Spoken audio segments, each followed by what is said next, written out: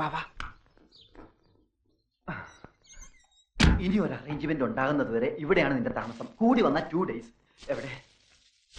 Lodge ഉടമയും ജീവനക്കാരും ഒന്നും അറിയാതെ സൂക്ഷിച്ചോളണം. ഒന്ന് പിടിച്ചേ. ഭക്ഷണവും വെള്ളമൊക്കെ ഞങ്ങൾ സമയാസമയങ്ങളിൽ എത്തിച്ചോളാം. ഇവിടെ അങ്ങനെ ആരും വരാറില്ല. അഥവാ വന്നാൽ തന്നെ ഇതിന്റെ അടിയിൽ ഒളിച്ചോളണം. ഇതിന്റെ അടിയിൽ ഒളിച്ചോളണം പറഞ്ഞത് കേട്ടാ. ഞങ്ങൾ പോക്കോട്ടെ. വാ. അച്ഛനെ അധികം സങ്കടപ്പെടുത്തുകയും ചെയ്യരുത്. രാധു, എടാ സൂക്ഷിച്ചോണേ. എന്ത്? ചുമ്മാ പേടിപ്പിക്കാതെ പോടാ. വാ, വരട്ടടാ.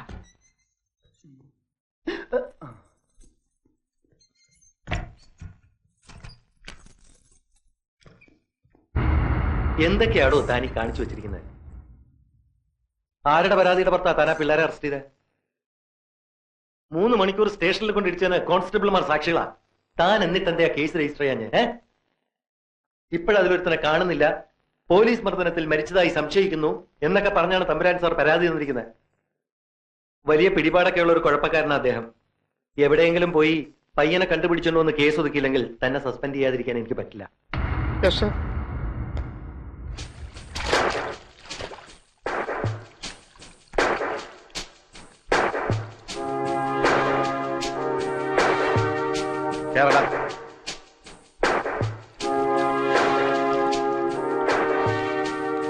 എവിടെയാണോ നിന്റെ കൂട്ടുകാരൻ രാധാമാധവൻ?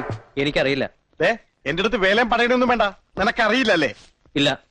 നിന്നെ കൊണ്ട് പറയിപ്പിക്കണോ? ഡാ, ഒരു രാത്രി മുഴുവൻ തലകീഴായി കെട്ടിത്തൂക്കിട്ടാ നീ താനെ പറയും. അതെന്നെ കൊണ്ട് ചെയ്യിച്ച് അടങ്ങുമല്ലേ? പറയടാ, അവനെവിടെ?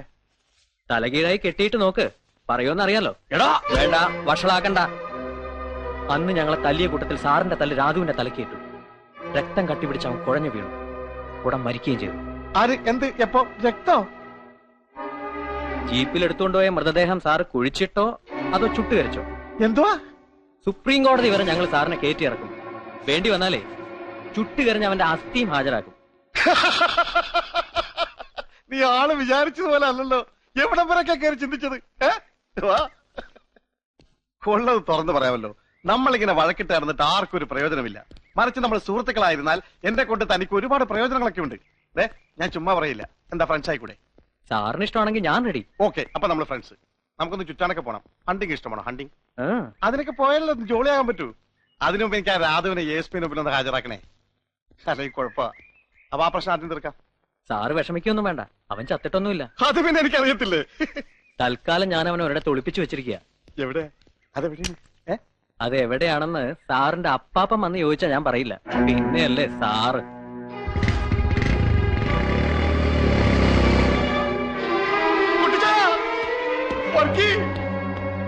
കുട്ടിച്ചായ, ഞാനിപ്പോ സസ്പെൻഷനിലാവും. എടാ വർക്കി, ആ 3 പേരിൽ രാധു എന്ന് പറഞ്ഞൊരുത്തരെ ഇപ്പൊ കാണുന്നില്ല. ഞാൻ തല്ലിയിട്ട് മരിച്ചാണെന്ന് പറഞ്ഞ അവന്റെ അച്ഛനൊരു പ്രൊഫസറുണ്ട്. അതിലിപ്പോ കേസ് കൊടുത്തിരിക്കുന്നു. വെറുതെ എവിടെ കൊണ്ട് ഒളിപ്പിച്ചു വെച്ചാൽ അവൻ കളിക്കുക. ആ സുധി എന്ന് പറയുന്നത് ഞാൻ വിരട്ടി നോക്കി, അവൻ വരണമെന്നില്ല.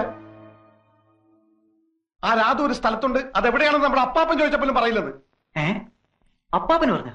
അതും കേട്ടിട്ട് വന്നല്ലോ ചോദിച്ചാൽ ഇങ്ങോട്ട് തല്ലി ഓടിക്കണ്ടവനെ. മറ്റവരെ കാണാത്ത ടെൻഷൻ വേറെ. അതിനൊക്കെ ഇവരെ തല്ലാൻ പോണ. വേണ്ട, ചോദിച്ചാൽ തല്ലണ്ട, ഞാൻ കൊടുത്തോളാം. കൊടുക്കണവർക്ക് ഇങ്ങനെയുള്ളവർക്ക് എന്താ ഈ നാട്ടില്? എടാ ചുമ്മാ അബദ്ധമൊന്നും കാണിക്കല്ലേ. മറ്റവരെ കാണാഞ്ഞിട്ട് ഞാൻ ആയി കുഴഞ്ഞിരിക്കുകയാണ്. ഇനി ഇവനെ കൂടെ കണ്ടില്ലെങ്കിൽ സർവത്ര കുഴപ്പമാവും. ഒരു കുഴപ്പമില്ല. ചോദിച്ചാൽ പേടിയാണല്ലേ സകലം ഞാൻ ഏറ്റോളാം. ഇപ്പൊ അവൻ അപ്പാപ്പന് പറഞ്ഞിരിക്കുന്നു. അവനെ ജോലി പോകണ അങ്ങ് പോട്ടേന്ന്. കുട്ടിച്ചായ ഒന്ന് പറ. നിക്കണവർക്ക് അവന്മാരവനെ പുറത്തു കൊണ്ടുവരുമെന്ന് നോക്കാം. പുറത്തു കൊണ്ടുവരാതെ ഇയോയുടെ ജോലിക്ക് എന്തെങ്കിലും പറ്റിയാൽ നീ അവരുടെ കയ്യും കാലും തല്ലിയൊടിക്കാനൊന്നും നിക്കണ്ട. അങ്ങ് തട്ടേര്. ബാക്കി കാര്യം ഞാൻ ഏറ്റടാ. അതിന് നിനക്കെന്താ എത്ര ടെൻഷൻ? ടെൻഷന്റെ അല്ല, ഇതൊക്കെ തുടങ്ങി വെച്ചത് നമ്മളല്ലേന്നൊരു കുറ്റബോധം. എങ്ങനെ? നമ്മളല്ലേ പോയി അടുത്തിരുന്ന് വർത്താനം പറയാനൊക്കെ പറഞ്ഞത്? അവര് തെറ്റൊന്നും ചെയ്തില്ലല്ലോ. ആഹാ, പെട്ടെന്ന് കയറി ഇങ്ങ് സ്നേഹിക്കുന്ന പെണ്ണാണെന്നൊക്കെ പറഞ്ഞതോ? ശരിയാ, ഞാൻ എപ്പോഴും ആലോചിക്കും എന്താ അങ്ങനെ പറഞ്ഞെന്ന്. വട്ടായിരിക്കും. എന്താടെ പേര്? സുധീഷ്. വിളിക്കുന്ന സുധീന്ന്. MCOMന് ഫസ്റ്റ് ക്ലാസ്സാ. ഇപ്പൊ MBAക്ക് പഠിക്കുന്നു. കൊള്ളാലോ. എന്തു കൊള്ളാം? ഇയോച്ചായന്റെ കാര്യം ഓർക്കുമ്പോ സങ്കടം തോന്നുന്നു. ദേടി, ദേ വരുന്നു. ആര്? അയ്യോ, ദേ ഇങ്ങോട്ട് തന്നെ. വാ, നമുക്ക് പോവാം. എന്തിനാ? എനിക്ക് പേടിയാ. ഇനിയും വല്ലതും. നമുക്ക് പോവാം. വാ ശ്യാമേ. ഇങ്ങനെ പേടിച്ചോടനെ നിന്നെ കിട്ടില്ല. നീ ഇവിടെ അങ്ങനെ നിക്ക്. വെറുതെ എന്തിനാ? നീ വരുന്നുണ്ടോ? ഇല്ല, ഞാൻ പോവാ. മിനി,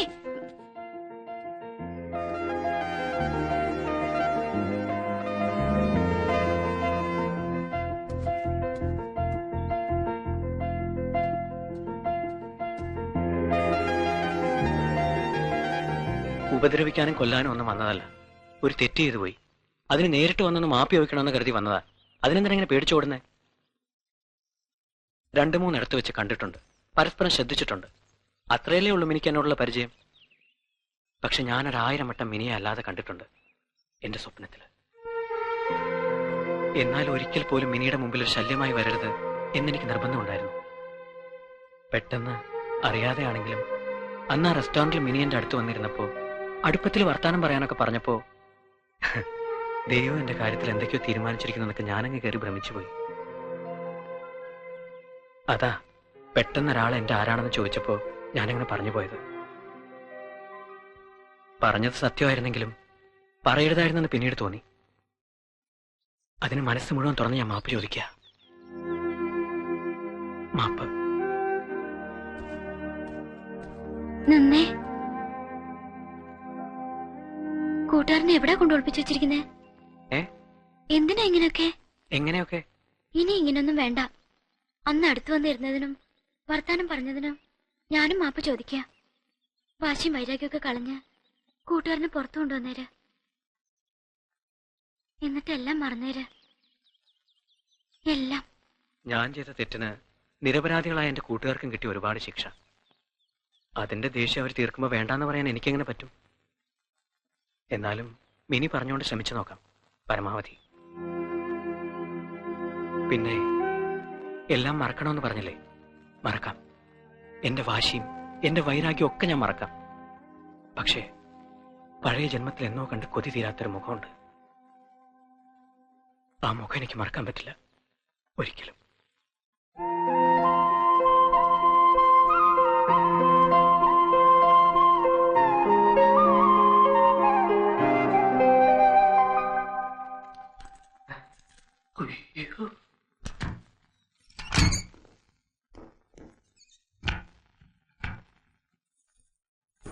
എടാ ഗോവിന്ദ, നീ 15-ാം നമ്പർ റൂം ക്ലീൻ ചെയ്താ? എടാ, ഈ മുറിയിലെ കട്ടിലെടുത്ത് 15-ാം നമ്പർ മുറിയിലിട്ടിട്ട് അവിടത്തെ കട്ടിലെടുത്ത് ഇവിടെ ഇടാനല്ലേ മൊലാളി പറഞ്ഞത്? അതെ. എന്നാ പിടിച്ചോ. പിടിച്ചാ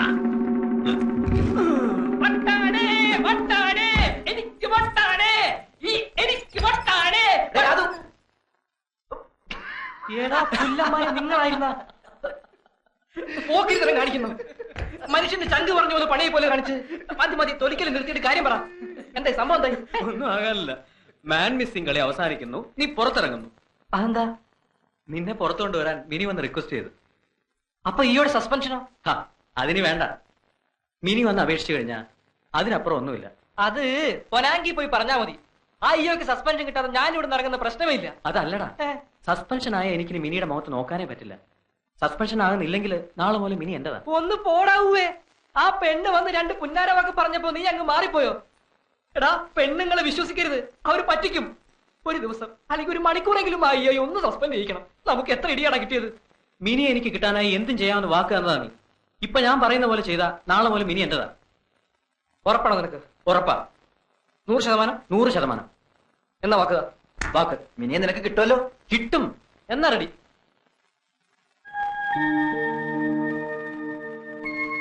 Come along, my little children!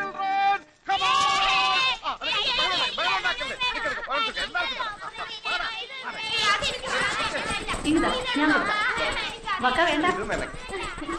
അമ്മച്ചി,